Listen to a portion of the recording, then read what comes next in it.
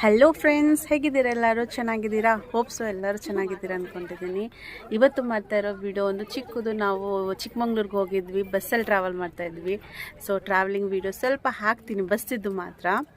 Friends, ನಾವು ಹೋಗುವಾಗ ನಮ್ಗೆ ಅಷ್ಟು ರಶ್ ಅನಿಸಿಲ್ಲ, ಆರಾಮಾಗಿ ಹೋಗಿದ್ವಿ, ಸೀಟ್ ಸಿಕ್ಕಿತ್ತು. ಬಟ್ ರಿಟರ್ನ್ ಬರುವಾಗ ಫ್ರೆಂಡ್ಸ್ ಅಲ್ಲಿ ಎಲ್ಲೋ ಬಸ್ ಸ್ಟ್ರಕ್ ಆಗಿಬಿಟ್ಟು ಬಸ್ಸಸ್ಸೇ ಇರಲಿಲ್ಲ. ಸೊ ಒಂದೇ ಒಂದು ಬಸ್ ಇತ್ತು, ಅದರಲ್ಲಿ ನಾವು ಹತ್ತು ಬಿಟ್ಟಿದ್ದೀವಿ. ಬಟ್ ಕೂತ್ಕೊಳ್ಳೋಕ್ಕೆ ಸೀಟ್ ಇರಲಿಲ್ಲ, ನಿಂತ್ಕೊಂಡೇ ಹೋಗಿದ್ವಿ. ಫೈನಲಿ ಬೇಲೂರು ಹತ್ರ ಇಳಿದ್ರು ಜನಗಳು. ಆವಾಗ ಸ್ವಲ್ಪ ಸೀಟ್ ಸಿಕ್ತು. ತುಂಬ ಬೋರ್ ಅನಿಸ್ತಿತ್ತು.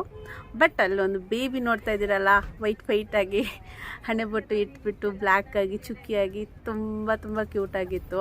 ಅದನ್ನು ನೋಡ್ತಾ ಹೇಗೆ ಟೈಮ್ ಹೋಯಿತು ಅಂತಲೇ ಗೊತ್ತಾಗಿಲ್ಲ ಫ್ರೆಂಡ್ಸ್, ಅಷ್ಟು ಬೇಗ ಹಾಸನ ಬಂದುಬಿಡ್ತು.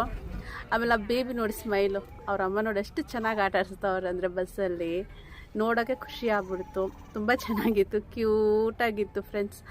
ಆ್ಯಂಡ್ ಈ ವಿಡಿಯೋ ಮಾಡೋಕ್ಕೆ ಕಾರಣ ಏನಂದರೆ ಫ್ರೆಂಡ್ಸ್, ಬಸ್ಸಲ್ಲಿ ನಿಜವಾಗ್ಲೂ ಟ್ರಾವೆಲ್ ಮಾಡುವಾಗ ತುಂಬ ಕಷ್ಟ ಆಗುತ್ತೆ ಅಂತ ಈಗ ಗೊತ್ತಾಯಿತು.